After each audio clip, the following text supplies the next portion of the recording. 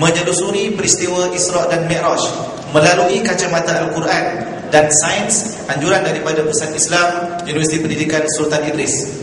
Bersama-sama kita dua orang di panel yang akan membicarakan yang saya kira tokoh yang sangat ada otoriti dan berkelayakan untuk membincangkan, iaitu peristiwa Isra' dan Mi'raj melalui kacamata Al-Quran dan sains.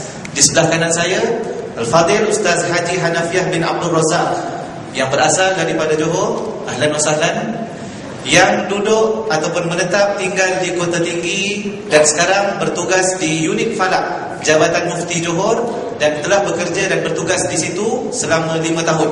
Sebelum ini beliau merupakan seorang guru di Sekolah Menengah Agama Arab Kota Tinggi selama 6 tahun. Pernah bertugas di Pejabat Agama Daerah Kota Tinggi selama 3 tahun. Pernah berkhidmat di Jabatan Agama Johor, bahagian pengurusan masjid selama 2 tahun.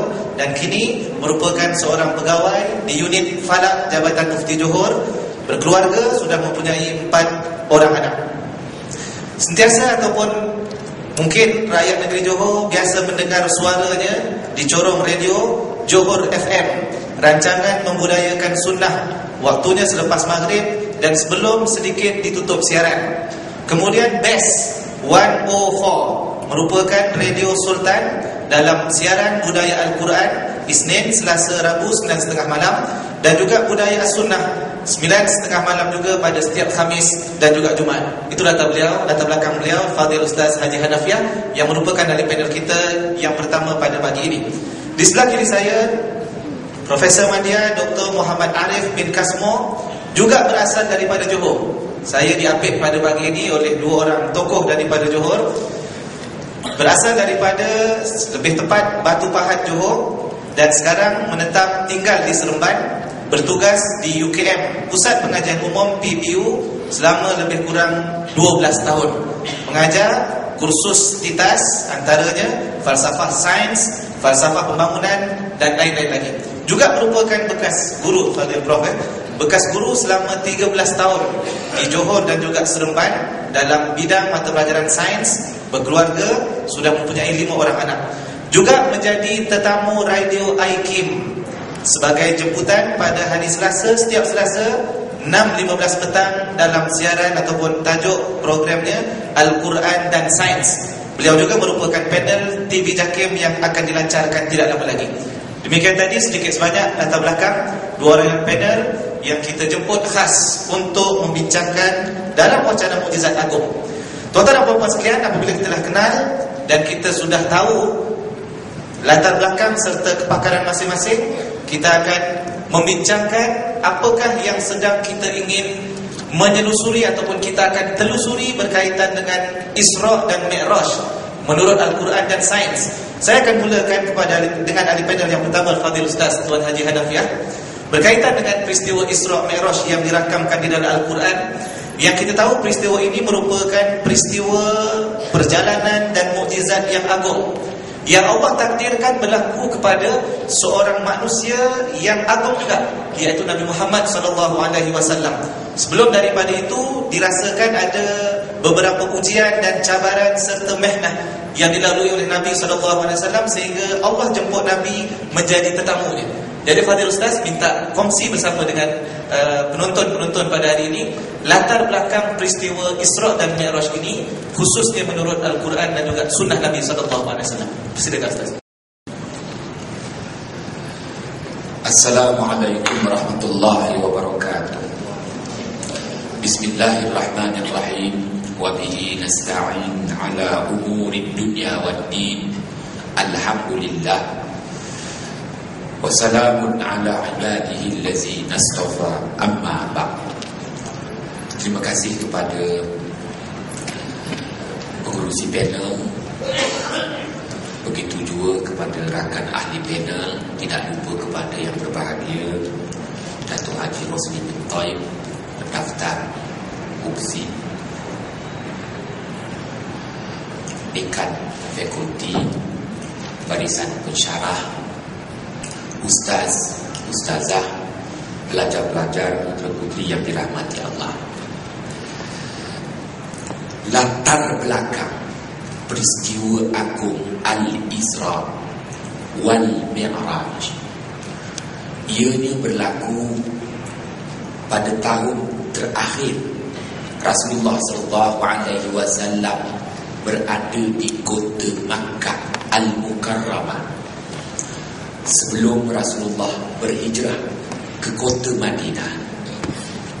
Sememangnya 9 bulan selepas peristiwa agung Al-Isra wal Mi'raj yang Allah anugerahkan kepada junjungan besar baginda Muhammad sallallahu alaihi wasallam, maka Rasulullah berhijrah ke Madinah Al-Munawwarah. Maka rentetan daripada peristiwa Al-Isra dan Al-Mi'raj telah memberi dorongan yang kuat kepada Rasulullah sallallahu alaihi wasallam untuk berhijrah. Dan Rasulullah tidak ada masa panjang, hanya ada 9 bulan selepas peristiwa Isra Mi'raj untuk Rasulullah membuat persiapan lengkap kaum muslimin berhijrah ke kota Madinah.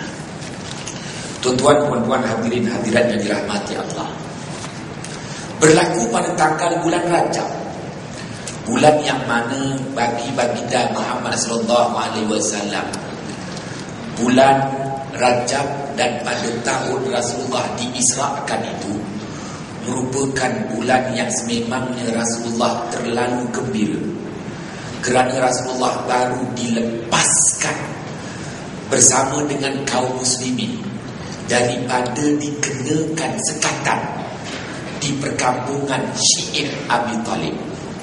Selama setahun Rasulullah bersama dengan kaum muslimin di pulau, di pinggir, di halau dan duduk di satu perkampungan yang tak ada apa-apa kelengkapan. Sememangnya itulah sekatan yang dikenakan oleh musyrikin Mekah kepada kaum muslimin. Setahun lamanya Rasulullah dipulaukan di Syi'ib Abi Talib. Maka pada tahun itu Rasulullah SAW dilepaskan daripada belenggu yang amat menakutkan. Ya, pun begitu Rasulullah SAW masih lagi dirundung duka cita dengan pemergian isterinya Sayyidatina Khadijah binti Khuwailid. Begitu juga dengan pemergian bapa saudaranya Abu Talib. Sememangnya baginda Muhammad sallallahu alaihi wasallam menunggu sesuatu kekuatan dari Allah Subhanahu wa taala. Maka Al-Isra dan Al-Mi'raj merupakan anugerah agung dari Allah buat junjungan besar baginda Muhammad sallallahu alaihi wasallam dalam keadaan Rasulullah amat memerlukan kekuatan, dalam keadaan Rasulullah amat memerlukan pertolongan, naungan dari Allah Subhanahu wa taala. Tuan-tuan, puan-puan, hadirin hadirat yang dirahmati Allah, Al-Isra dan Al-Mi'raj, dua istilah menyatakan ada dua episod yang berbeza. Al-Isra satu episod, Al-Mi'raj episod yang lain. Al-Isra yang kita maklumi, tadi Ustaz telah membacakan ayat suci Al-Quran sebagai pembuka majlis, yang mana Allah Subhanahu wa taala menyebutkan dalam Al-Quran